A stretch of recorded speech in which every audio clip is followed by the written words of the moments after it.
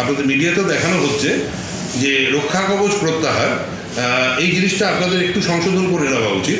কেননা আদালতের অন্তর্বর্তী আদেশ যেটি ছিল সেটা আমি বললাম আপনাদেরকে, অন্তর্বর্তী আদেশ ছিল হচ্ছে মামলা যতক্ষণ শুনানি হচ্ছে ততক্ষণ কোনো ফ্রেশ এফআইআর রেজিস্টার করতে গেলে আদালতের অনুমতি নিয়ে করতে হবে।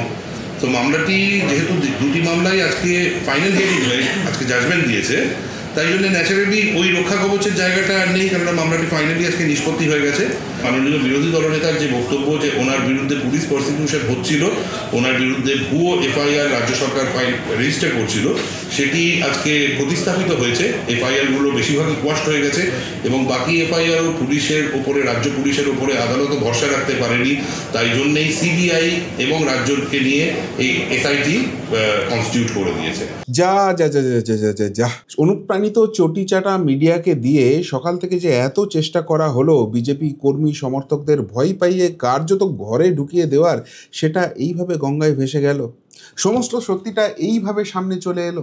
দেখুন, আমার আগের প্রতিবেদনেই আপনাদের জানিয়েছিলাম যে সকাল থেকে মিডিয়াতে যে গেল রব তুলে দেওয়া হয়েছে। প্রবল অস্বস্তিতে শুভেন্দু অধিকারী, রক্ষা কবচ তুলে নেওয়া হলো, মানে এমন একটা হাওয়া তোলা হচ্ছে যে শুভেন্দু অধিকারীর একদম চূড়ান্ত রকমের একটা অসুবিধা তৈরি হয়ে গেছে। এবং তার পাশাপাশি মিডিয়া খুব ফোকাস করে যে খবরটা দেখাচ্ছে সেটা কখনো ওই পাপোশ কি ভোদাংশু না কি আছে সে, কখনো 3.5 বছরের জেল খাটা আসামি, কখনো ওই কচি বনে লাথি খাওয়া কি একটা মজুমদার না কি একটা মাল আছে, এদের বক্তব্য দেখিয়ে যাচ্ছে। এবং তারা একদম উল্লসিত হয়ে যে বক্তব্যটা মানুষের সামনে নিয়ে আসছে সেটা সর্বৈব মিথ্যা। পরিষ্কারভাবে তারা জানাচ্ছে যে আদালত নাকি শুভেন্দু অধিকারীর জন্য আলাদা নিয়ম তৈরি করে দিয়েছিল এবং সেটাও একজন বিশেষ বিচারপতি, নাম নিতে তারা সাহস করছে না, সোজাসুজি ইঙ্গিতটা রয়েছে মহামান্য জাস্টিস রাজাশেখর মান্তার দিকে, যেখানে বলা হচ্ছে যে শুভেন্দু অধিকারী যদি খুনও করে ফেলে, শুভেন্দু অধিকারী যদি ডাকাতিও করে ফেলে, তাহলে নাকি তার বিরুদ্ধে কোনো রকম কোনো এফআইআর করা যাবে না, যেটা সর্বৈব মিথ্যা।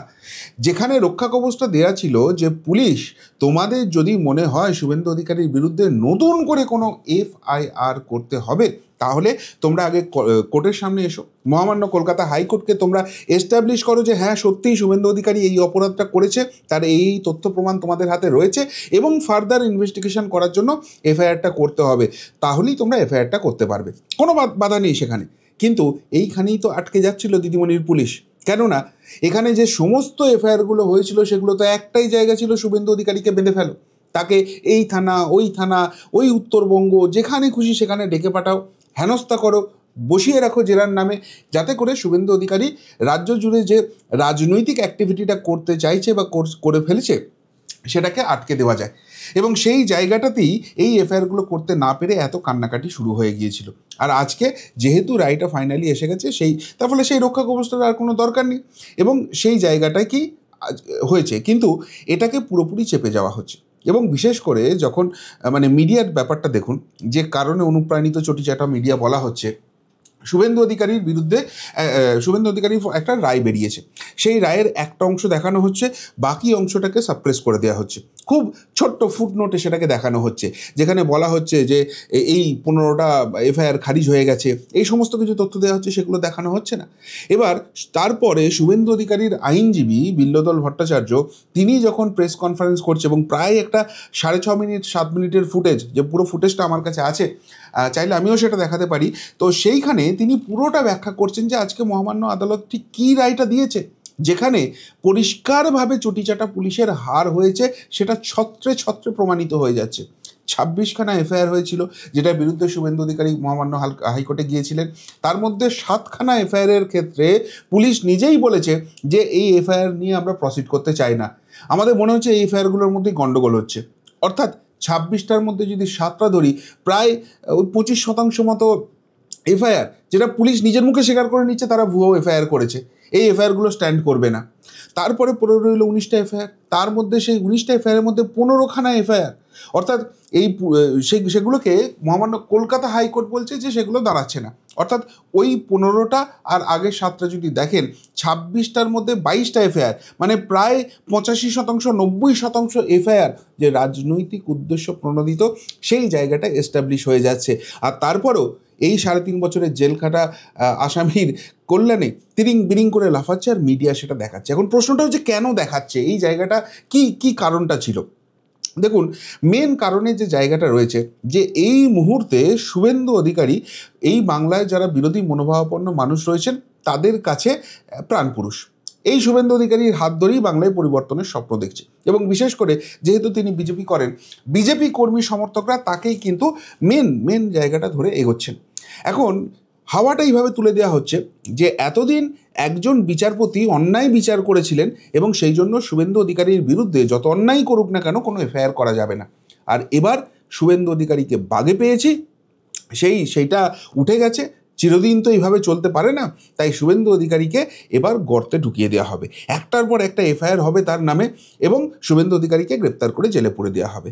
এখন শুভেন্দু অধিকারী তোমাদের মূল নেতা, মেন নেতা, তাকে যদি আমরা এই জায়গায় নিয়ে চলে আসতে পারি, যারা তোমরা বুথ লেভেলের কর্মী রয়েছো, যারা তোমরা সমর্থক রয়েছো, তাদের কি হাল করব বুঝতে পারছো?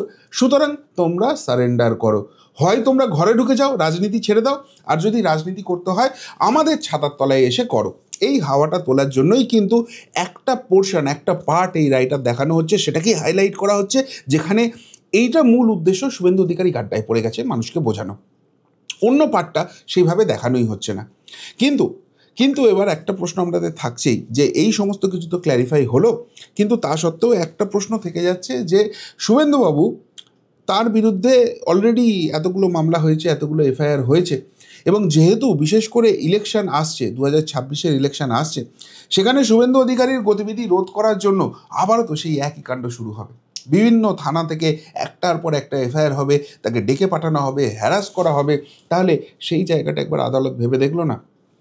আদালত সেই জায়গাটাও ভেবে দেখেছে, এবং সেখানে কিন্তু আরও বড় গাড্ডাটা তৈরি হচ্ছে। কীরকম?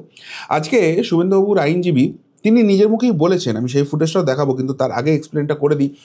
তিনি বলছেন, তিনিও আদালতকে একই আশঙ্কার কথা জানিয়েছিলেন যে নির্বাচন আসছে, এবং রাজ্য সরকারের যে ভূমিকা, রাজ্য পুলিশের যে ভূমিকা, সেটা অলরেডি প্রশ্নের মুখে পড়ে গেছে।